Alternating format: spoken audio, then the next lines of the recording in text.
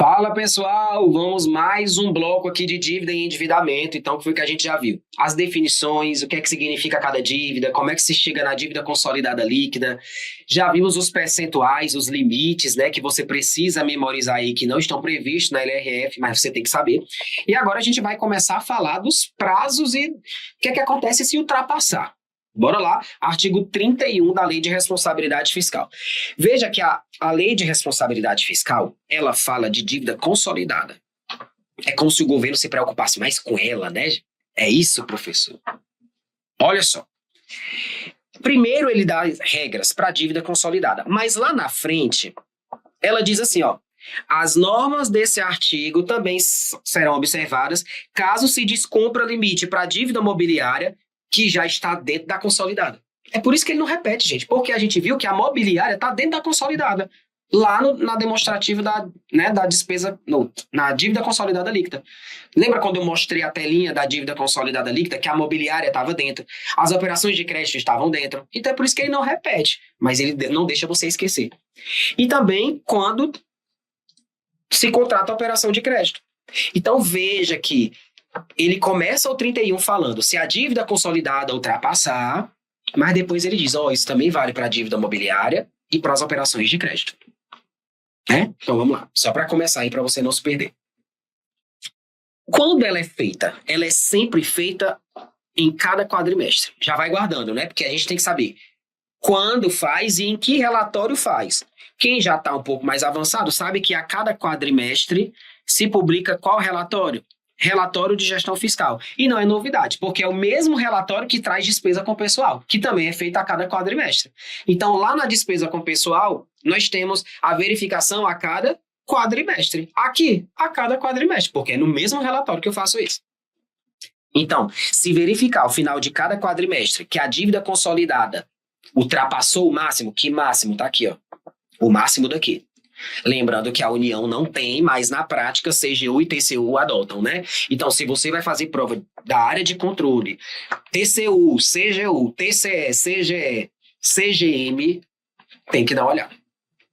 Tem que dar uma olhada, principalmente, quais são os percentuais que o TCU e a CGU andam fazendo ali naquele ano. Geralmente você vê isso nas prestações de contas. Na publicação dos relatórios, né? Tem sempre um parecerzinho e eles adotam um determinado percentual, para onde não tem aqui, ó. Que não é porque não tem que o céu é o limite, não, né? Então é só para dando uma puxada aí para a galera da área de controle, tá certo? Então veja, fazemos ao final de cada quadrimestre e se notar que ultrapassou, a gente tem que reduzir em quanto tempo? Tá aqui, ó. E isso aqui é bem diferente da despesa com o pessoal. Nós temos agora 3 quadrimestres para reduzir. E tem que reduzir o excesso pelo menos 25% no primeiro. Tá achando parecido com a despesa com o pessoal? Vamos puxar aqui a setinha.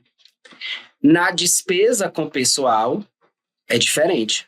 Na despesa com o pessoal, você tem quanto tempo para reduzir? 2 quadrimestres. Aqui são 3. Quanto você tem que reduzir no primeiro para a despesa com o pessoal? 1/3. Pelo menos 1/3, que dá em média 33,3%, né? E na despesa com o pessoal, você tem que reduzir em 3. Olha, você tem mais tempo. Você tem 3 quadrimestres. E tem que reduzir pelo menos 25%. Pelo menos 25%. É 1/4, meu povo. Professor, é mesmo, eu aprendi. 1/4 é maior que 1/3, né? É não. É não, porque o 4 está embaixo. Né? Não pode não. É menos. Então veja que para a dívida e endividamento é mais fácil não. Eu digo assim, o governo dá uma colher de chá maior. Pensa assim, é mais tranquilo, né? Porque eu dou mais tempo e tenho que reduzir menos no primeiro. Para a despesa com o pessoal, eu dou menos tempo e tenho que reduzir mais no primeiro. Então guarda que isso é diferente. E claro que cai, né? Claro que cai. Claro que cai. Veja que enquanto ele estiver no excesso, o ente, olha, já deixei até marcado, é o ente, não é o órgão, não é o poder, é o ente todinho, é o governo federal todinho. Quando a gente for estudar os relatórios, a gente vai ver que esses valores de operação de crédito, de endividamento, só aparecem no relatório do executivo. Não aparece isso no relatório do Judiciário, do Ministério Público. Por quê? Porque toda essa parte de dívida consolidada, endividamento, é toda na mão do Executivo. Porque a conta única é no Executivo, o Banco Central é no Executivo. Então veja, gente, que quando algum ente, por exemplo, porventura ultrapasse, quando algum órgão, porventura, ultrapasse, o ente inteiro é penalizado. Então veja que não é pro poder, que é o ente, ó. O ente que nele vem incorrido. O que é que ele está proibido? Proibido de realizar novo empréstimo, claro, né, gente? Ele está com o limite de endividamento estourado. Ele vai poder contratar mais empréstimo, porque se ele contratar mais empréstimo, ele vai dever mais. Claro que não, né? Então ele está proibido de contratar a operação de crédito. Inclusive aro, olha aí, inclusive aro, mas tem exceção. Ressalvado se for para pagar a dívida mobiliária. Tá vendo? Olha a colher de chá que o governo dá para a dívida pública mobiliária. Sempre, se for para pagar a dívida mobiliária, ele continua, ele pode pegar. E o que é que o governo tem que fazer, claro, né, gente? Para tentar voltar ao limite? Obter o resultado primário necessário. Porque quando o governo refinancia a dívida mobiliária, ele não coloca os juros, lembra? É só o principal e a atualização monetária. E os juros ficam de fora. E como é que o governo tenta abater esses juros aqui, ó? Obtendo o resultado primário. O resultado primário, gente, é justamente para tentar diminuir o montante da dívida, o estoque da dívida. Então, o governo vai buscar obter o resultado primário para reconduzir a dívida ao limite. E o que é que ele faz para obter o resultado primário? Limitação de empenho. Então, o governo pode fazer limitação de empenho de modo a cumprir o resultado primário para sobrar um troquinho para abater o excesso da dívida. É aí que você começa a ligar os pontos de algo que a gente estudou lá no começo do curso. Então, o governo está com o limite estourado para endividamento. Aí ele vai buscar obter um resultado primário favorável e para obter o resultado primário favorável ele vai fazer limitação de empenho e com esse resultado primário favorável ele vai tentar tirar o excesso. Porque enquanto ele estiver no excesso, ele não pode mais pegar o dinheiro emprestado. A não ser que seja para pagar dívida mobiliária. E muito cuidado, porque antes a LRF falava em refinanciamento da dívida mobiliária. Aí foi mudado por meio de lei complementar, mudou para pagamento. Professor, e tem diferença de pagamento para refinanciamento? Tem. Porque quando eu pago a dívida, eu pago tudo da dívida. Principal, atualização e juros. Quando eu refinancio a dívida, eu só pego a atualização monetária e o principal. Ou seja, o governo melhorou para o governo. O governo não. A legislação melhorou para o governo. Porque antes, olha só, a minha ressalva era só para refinanciar. Agora a minha exceção é para pagar. E pagar é tudo. Principal, juros e atualização monetária. São pequenos detalhes que alteram na legislação e a gente nem vê, né? Nem vê, gente. Nem vê. Que antes era só para refinanciamento, agora é para pagamento. Mas isso para o governo foi uma diferença grandiosa, né? Gigantesca. Uma palavrinha. Esses prazos podem ser suspensos, podem ser duplicados, podem ser ampliados. Tem regra específica? Tem. Já trouxe aí tudo no quadro resumo para vocês. Olha só. Lembra que lá em despesa com pessoal, se o governo extrapolasse o limite no primeiro quadrimestre, que eu não ia dar aquela colher de chá para os próximos 2, por quê? Porque senão o mandato termina e ele não cumpre, a mesma coisa aqui, ó. A mesma coisa. Eu aplico imediatamente isso aqui, ó. Eu aplico imediatamente isso aqui quando exceder o primeiro quadrimestre do último ano de mandato. Imagina, gente, se eu der 3 quadrimestres para o cara reconduzir, ele já tenha saído, já tá começando o outro já. Já está em 4 meses do próximo, né? Então, isso aqui é a aplicação imediata. Os prazos são suspensos quando? Na ocorrência de calamidade pública reconhecida pelo Congresso Nacional, no caso da União, ou pelas Assembleias Legislativas, no caso dos estados e municípios. Então, os prazos são suspensos, né, gente? Então, eu não vou mais ficar contando esses quadrimestres aqui. Suspende o prazo. Fica correndo. Sabe quem é que gosta? Sebrasp. Sebrasp adora isso aqui. Sebrasp gosta. A gente pode duplicar os prazos. Para duplicar o prazo é quando acontece o quê? Quando o crescimento do PIB é baixo ou negativo.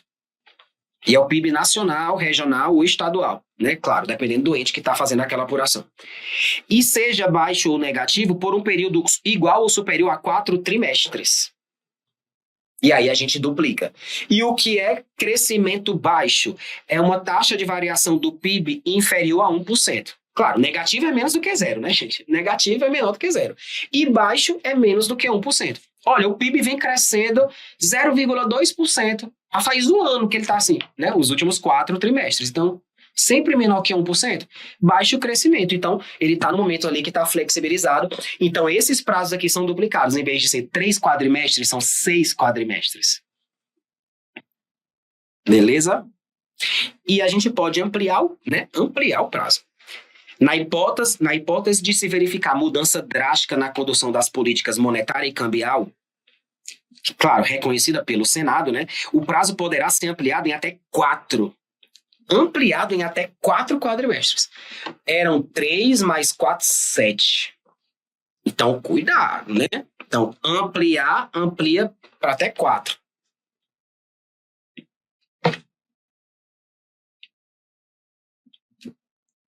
Aqui suspende, aqui duplica. Aqui, então, se eram 3, ficam 6.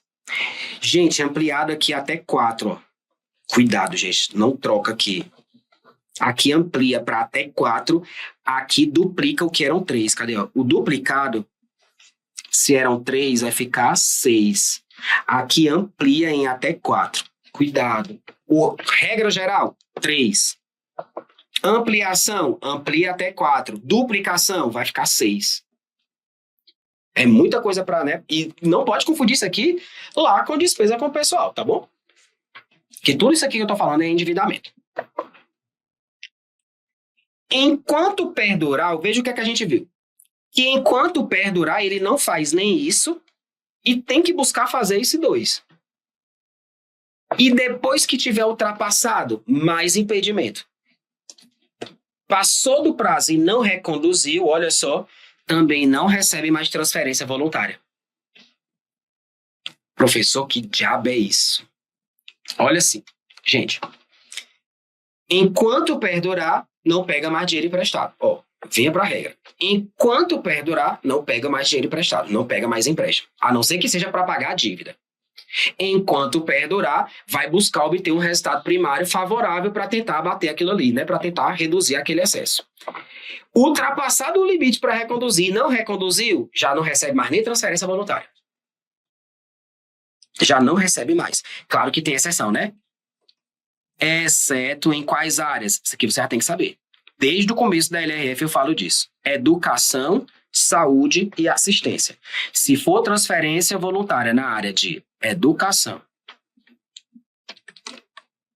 saúde e assistência social, ele continua recebendo. São as exceções. Lembrando que isso aqui se aplica de forma imediata no último ano de mandato, se ele extrapolar no primeiro quadrimestre, né? Regra específica, tudo está na LRF. O Ministério da Fazenda vai divulgar mensalmente a relação dos entes que tenham ultrapassado, ó, o nome do RVEACO. O nome do RVEACO, tudo exposto, tudo exposto. Quem ultrapassou dívida consolidada imobiliária, tá tudo lá. Igual o povo nos stories, né? Tava me devendo, mas tava curtindo o carnaval. Vou já postar, né? Pois é, aqui ó, o Ministério da Fazenda mensalmente faz isso aqui, a divulgação desses entes que estão com o limite ultrapassado. Vamos para as regras para pegar dinheiro emprestado, né? A gente já viu quando ultrapassa o que é que acontece e agora a gente vai para os detalhes. Tudo isso está lá na LRF. Quem vai verificar os limites a gente acabou de ver, Ministério da Fazenda. E o cara que quer contratar, o ente contratante, ele deve fundamentar com base em quê? Tá aqui, ó. Tudo isso aqui está previsto na Lei de Responsabilidade Fiscal. Tem que fundamentar o pedido com parecer técnico e jurídico, claro, então tem sempre uma controladoria, né, a assessoria jurídica da cliente para saber se está tudo certo, para verificar se está dentro dos limites, se ele consegue pagar, né? Tem que ter um fundamento, não é só chegar e pedir, eu quero, não é assim que funciona, né? Tem que demonstrar a relação custo-benefício e o interesse econômico e social daquela contratação. Tem que ter autorização legal, olha aí. Tem que ter autorização legal. Porque uma operação de crédito, gente, ou ela vem prevista na LOA, ou ela vem prevista em lei específica, né? Lembra que nem todas podem vir na LOA. A LOA pode, como exceção à exclusividade. Mas, no geral, ela tem que estar prevista em lei específica. Tá vendo? O que eu coloquei aqui, ó, LOA ou lei específica. Tem que estar incluída no orçamento de alguma forma. Ou no inicial, ou que apareça por meio de crédito adicional. Lembra que uma das fontes para abertura de crédito adicional é a operação de crédito? Tá aqui, ó. Tem que observar os limites e condições fixados pelo Senado, que é aquela tabelinha, né? Tem que dar uma olhada lá naquela tabelinha. Tá dando para contratar? Então contrata. Tem que ter autorização específica do Senado se for um empréstimo externo, artigo 52 da Constituição, e principalmente atender à regra de ouro. Agora a gente vai desdobrar como é que funciona essa história da regra de ouro. A regra de ouro, vou já falar aqui sobre ela. Vamos seguir a ordem, tá? Regra de ouro, a gente já falou um pouquinho lá no início do curso, que é basicamente uma equação que o governo tem que cumprir, né?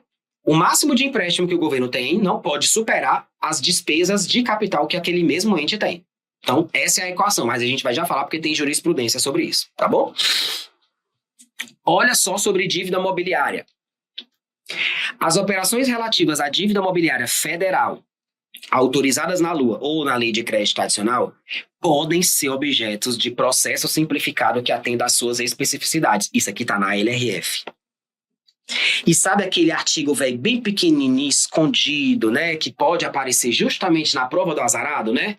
Pois é, prazer o azarado. Então você vai ter que decorar isso aqui. Então, as operações relativas à dívida mobiliária federal serão objeto, não é nem poderão, né? Serão objeto de processo simplificado que atenda às suas especificidades.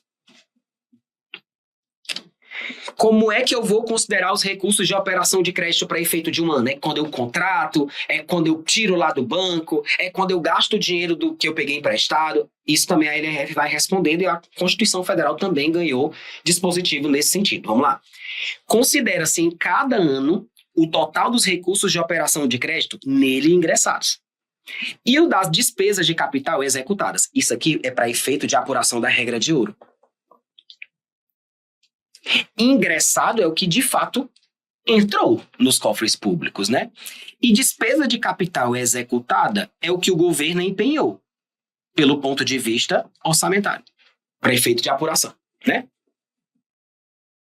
A LRF diz que nem toda operação de crédito, nem toda despesa de capital vai ser considerada. Aí tem alguns artigos bem específicos, né? Não serão computadas nas despesas de capital aquelas realizadas sob a forma de empréstimo ou financiamento a contribuinte, com o intuito de promover incentivo fiscal.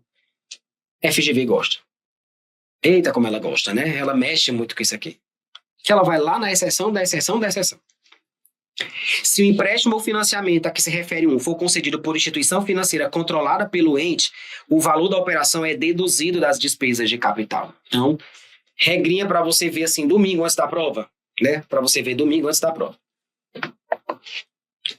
O prazo de validade para verificação dos limites tem mínimo e tem máximo. Como assim, professor? Lembra que o Ministério da Fazenda ele vai divulgar mensalmente a relação daqueles entes que ultrapassaram os limites? A apuração é feita a cada quadrimestre, mas o prazo para validade desses limites é que vai ser feito a critério do Ministério da Fazenda de períodos em períodos. No mínimo 90 e no máximo até 270 dias. Então, cuidado. No mínimo, ele vai verificar aquilo a cada 90 e no máximo a cada 270. Mesmo a LRF falando que mensalmente, né, ele pode adotar outro critério, tá bom? Pense em um aqui que cai. Em geral, gente, o governo contrata um empréstimo. E a gente viu nos requisitos. Primeira coisa que tem que ter é um parecer técnico, parecer jurídico. Relação do custo-benefício e o interesse econômico e social. Você pode, então, mudar a finalidade do empréstimo? Claro que não, né? Pela regra, não. Você tem que ter um parecer, tem que ter uma relação custo-benefício, tem que ter uma autorização legal. Aí eu digo que vou pegar um empréstimo para fazer uma usina, aí depois pego o dinheiro do empréstimo e vou fazer outra coisa. Claro que a regra é que não pode, mas a LRF permite desde que atenda a alguns requisitos. Tá aqui, ó. Poderá haver alteração da finalidade do empréstimo de estados, DF e de municípios, ó, ele coloca de estados, DF e de municípios, sem a necessidade de nova verificação pelo Ministério da Economia. E aí, gente, quando a lei fala Ministério da Economia, é porque foi uma alteração durante aquele momento que a gente tinha Ministério da Economia. Então, onde tem Ministério da Economia, hoje, se não tem mais Ministério da Economia, é Ministério da Fazenda. Mas lá na LRF ainda está Economia, né? Por quê? Porque foi um texto que foi inserido naquele momento em que a gente tinha Ministério da Economia.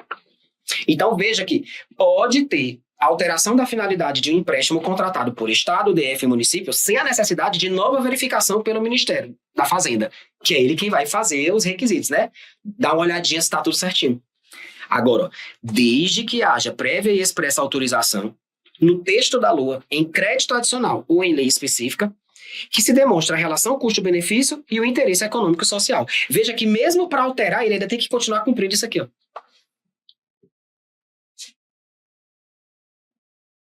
Beleza? Muita regra, né, gente? Muita exceção. E se realizar alguma operação descumprindo a regra, ela é considerada o quê? Nula. Nula. E olha o detalhe. O governo fez uma operação com o banco.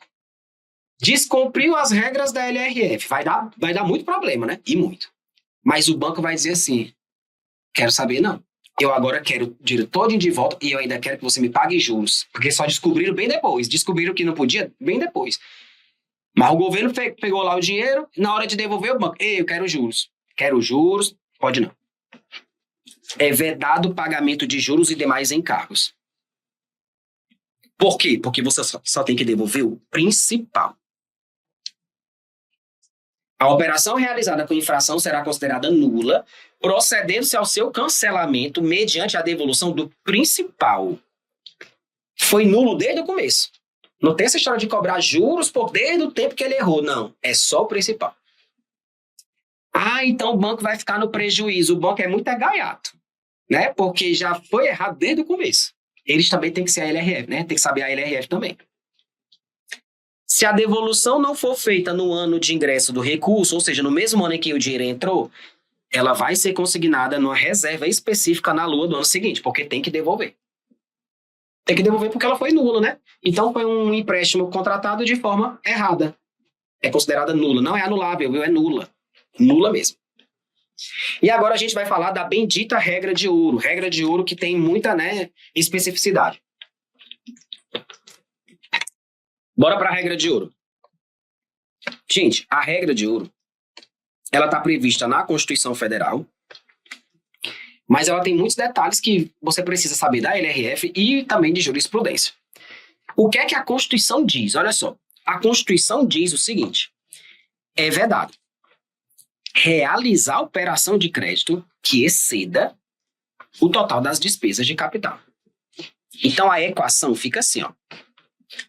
Operação de crédito tem que ser menor ou igual às despesas de capital. Essa é a equação. Porque ela não pode superar, né? Não pode exceder. Tem que ser menor ou igual. Mas tem ressalva. Ressalvado, ó, cuidado com a ressalva, né? Ressalvado aquelas autorizadas mediante crédito suplementar ou especial que precisam de autorização legislativa, né? Ó, aprovado pelo legislativo e tem que ser por maioria absoluta. Então veja que basicamente, gente, a única vez que você vê exigência de maioria absoluta em termos de orçamento. Porque o restante é tudo é maioria simples mesmo, né? Aprovação por lei, é lei ordinária. Aqui não, aqui é maioria absoluta.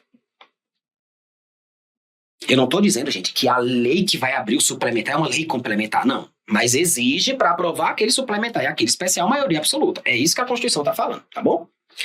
Professor, aí agora vem os entendimentos jurisprudenciais.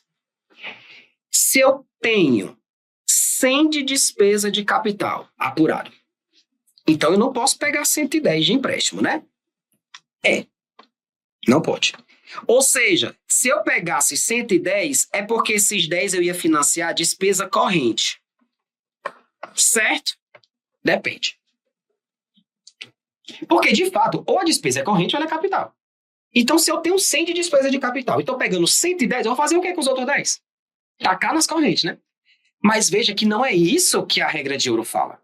Não é a regra de ouro quem diz isso. Não. Ah, professor, mas eu entendo assim. O que você entende não está escrito, né? Então, pense.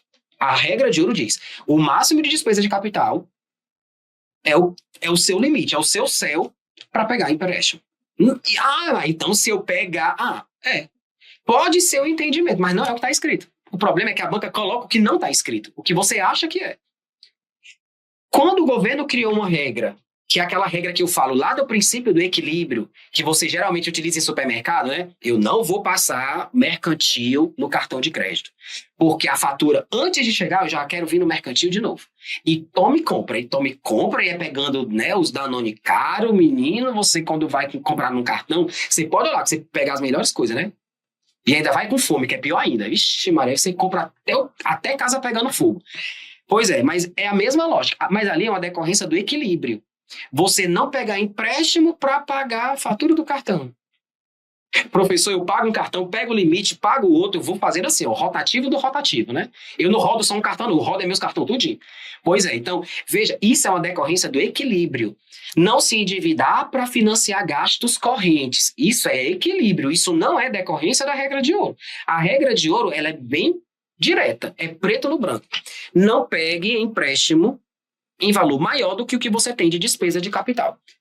O fato de você não poder pegar empréstimo para financiar gasto corrente é uma decorrência do equilíbrio orçamentário e não da regra de ouro. Que pode parecer a mesma coisa, mas não é. É aí que a banca cai em cima, né? A banca cai em cima. E olha o que é que a Constituição traz sobre isso, e é um negocinho que entrou depois, ó, por emenda.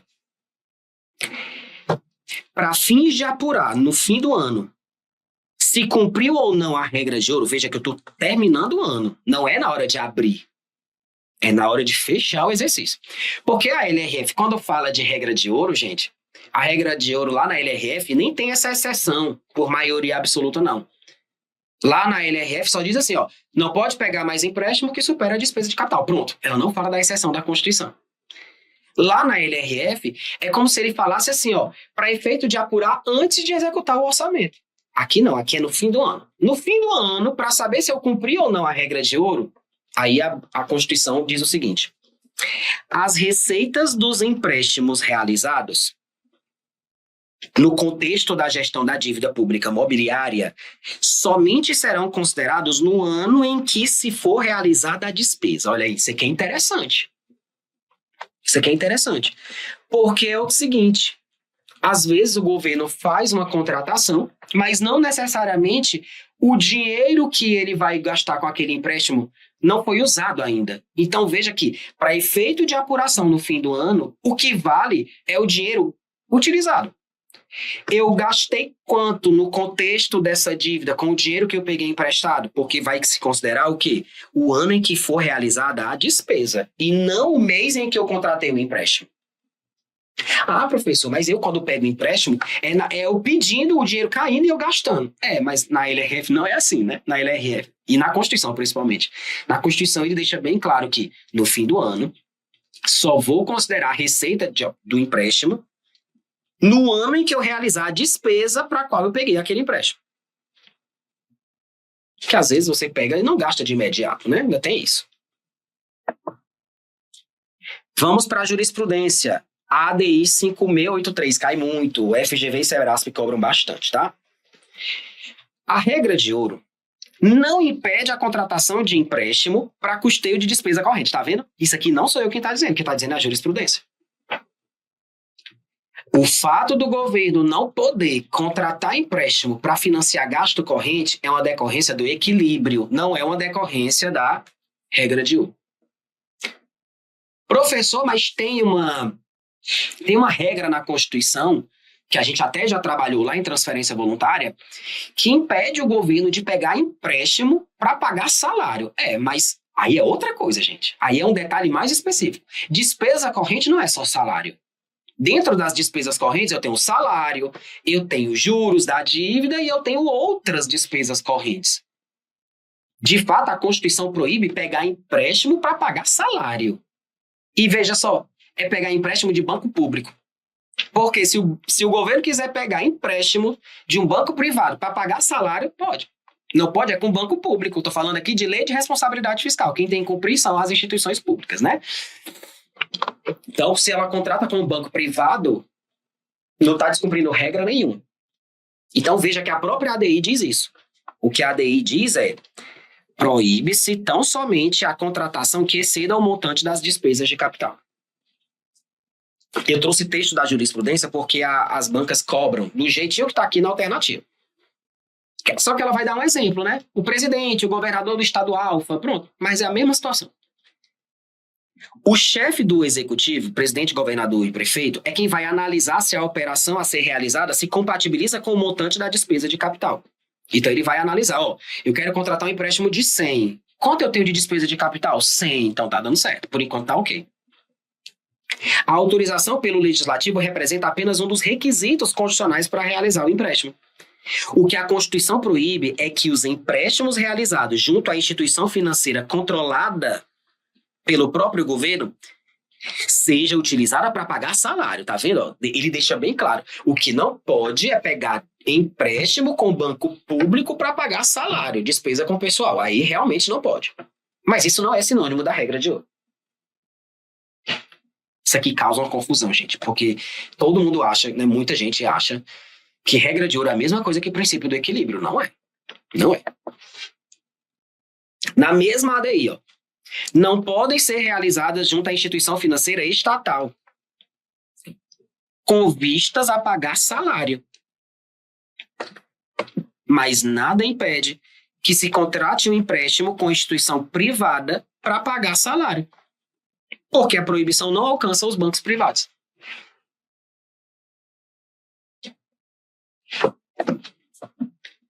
E vamos para as hipóteses que um ente pode contratar com outro. Cai. E muito. E tem alteração de 2025.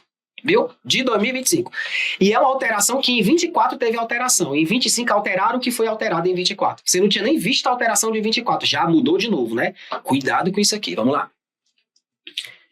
Lembra quando eu falei lá no início que o Banco Central não emitia mais títulos? Tá aqui, ó. O Banco Central não emite mais títulos da dívida pública a partir de 2 anos após a publicação da LRF. Se a LRF é de 2000, desde 2002 ele não pode mais, tá? Pronto, isso aqui a gente já viu lá no começo. Agora vamos falar da situação de um ente contratar empréstimo com outro ente. Isso pode? Depende. A regra, vamos para a regra, depois para a exceção, depois para a exceção da exceção, porque tem. Vamos para a regra. A regra, gente, eu vou colocar aqui, ó, em amarelo, tá? Ó. É vedado pegar empréstimo entre um ente e outro. A regra é que Estado A não pode pegar dinheiro com o Estado B, ou com o município X, ou com a União. Não pode. Então, ó, A não pode contratar empréstimo com B. Essa é a regra. Regra é vedado. Mesmo que entre A e B seja através de entidade da administração indireta. Por exemplo, uma empresa pública, uma sociedade de economia mista, não tem problema. Não pode, é entre um ente e outro. Não pode. Bora para a exceção. Exceção. Excetua-se da vedação, ou seja, excetua-se da regra, se for entre uma instituição de um estado, ou de um município, ou da União estatal, e outro ente. Opa, agora é o seguinte. Agora eu vou até mudar a cor aqui. Agora é se for entre a, vou colocar aqui, União, Estado do Ceará, por exemplo. A União através da Caixa. Olha só. Se for entre uma estatal de um ente e outro ente, aí pode. Aí pode. Tá vendo que é a exceção? Qual é a regra? Um ente não pode contratar com o outro. Mas isso pode, excetuam-se dessa regra, se for entre uma estatal de um ente e outro ente. Então, Caixa Econômica, Estado do Ceará. Banco do Brasil, Município de São Paulo. Ou então, um banco de um estado e um município. Veja, é outro ente, mas desde que tenha uma estatal entre eles. E desde que não seja, olha só, e desde que não seja para desde que não seja para financiar gasto corrente. Aí lá vem outra exceção dentro da exceção. Misericórdia, professor. É isso mesmo? É. Desde que não seja para financiar gasto corrente, mas pode, se for para financiar estruturação de projetos, ou seja, despesa de capital, projeto, né? Investimentos, ou para garantir contraprestação em contrato de PPPs ou de concessão. Professor, que diabo é isso? É, você tem que ir com calma. Vá com calma. E isso aqui foi alterado em 2025, porque na alteração de 24 tinha um negocinho sobre calamidade pública aqui. E eles tiraram esse negócio da calamidade pública e deixaram só projeto, garantir contraprestação em PPP ou concessão. Então, qual é a regra? Vá com calma. A regra é: um ente não pode contratar empréstimo com outro. Ponto. Regra. Pode, se for estatal de um ente, um banco estatal de um ente e outro ente. Aí pode. E desde que isso não seja para pagar despesa corrente. A não ser que seja estruturação de projeto, garantir uma contraprestação em PPPs, contrato de PPPs, ou de concessão. Então, veja que tudo começa com uma vedação, depois eu permito, desde que não seja para corrente, mas se for corrente para projeto, corrente para PPP e corrente para concessão, pode. Eita, diacho, né? E desde que não se destine para refinanciar uma dívida que não foi contraída junto ao banco que está emprestando. Gente, essa aqui é óbvia. Essa aqui é óbvia. Veja, Caixa Econômica emprestou dinheiro para o Estado do Ceará. Caixa Econômica, Governo Federal. Estado do Ceará, Estado, né, outro ente. Aí o Estado do Ceará quer pegar um dinheiro com a Caixa para o Estado do Ceará refinanciar uma dívida que ele está devendo com outro banco. Com o Bradesco, exemplo. Pode? Claro que não, né, gente? Imagina a Caixa com cara de palhaça, né? Meu filho, eu sou o quê? Palhaça? Márcia, eu tenho cara de palhaça, Márcia. Eu vou te emprestar dinheiro para tu refinanciar com outro banco? Claro que não, não pode. Por isso que ele coloca, desde que não seja para refinanciar uma dívida não contraída com quem está emprestando. É porque tudo é escrito da pior forma na LRF, né?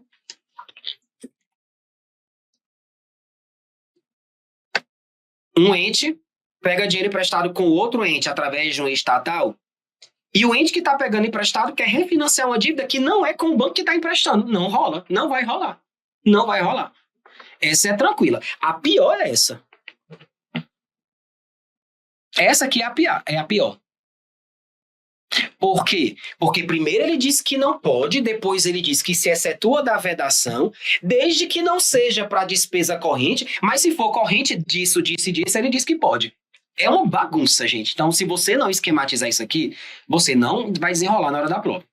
E na prova não vem desenhado, né? Na prova vem no formato texto. E aí, meu amigo, se ele tira esse não aqui, já tá errado. Se ele tira essa exceção aqui, já tá errado. Se ele troca vedação por permissão, já está errado. Né? Então você tem que desenhar passo a passo isso aí. O que está nesse artigo, gente, não impede estados e municípios de comprarem títulos da União, mas apenas para remuneração, né? Para aplicação de aplicação financeira, para gerar rendimento. O governo, gente, tem dinheiro. O dinheiro do governo dentro do banco também gera rendimento, né? É como se fosse uma aplicação. Eles podem fazer isso, tá? Então, isso aqui não impede que os entes subnacionais comprem títulos da União para efeito de remuneração de suas disponibilidades, tá certo? É basicamente isso. O 36 é a regra geral. É proibida um empréstimo entre uma instituição estatal e o ente que a controle. O que foi que a gente viu desse instante, aqui no 35, que é vedado entre um ente e outro. Mas se for um estatal de um com o outro, em determinadas situações pode, não foi isso que a gente viu? Agora, governo federal pegar dinheiro emprestado com a Caixa, aí não rola. Governo federal pegar dinheiro emprestado com o Banco do Brasil, não pode. Por quê? Porque é o próprio ente que controla, gente. Aí não pode. Não pode.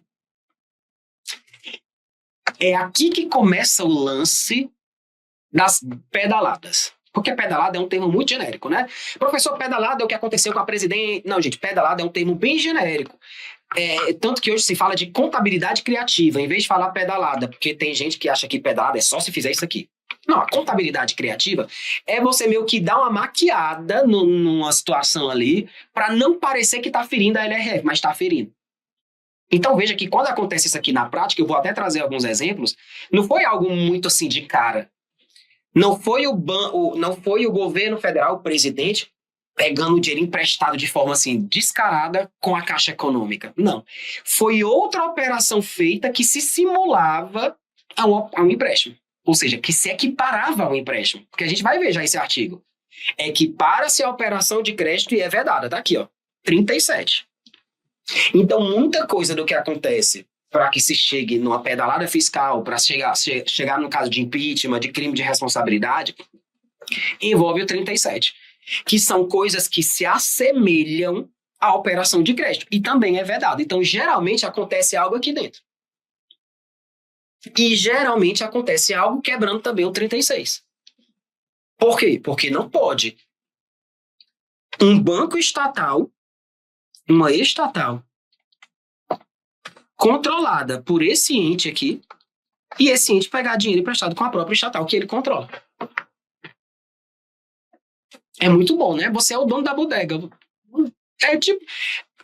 minha mãe tinha uma mercearia. Eu ficava no caixa. Era bom demais, né?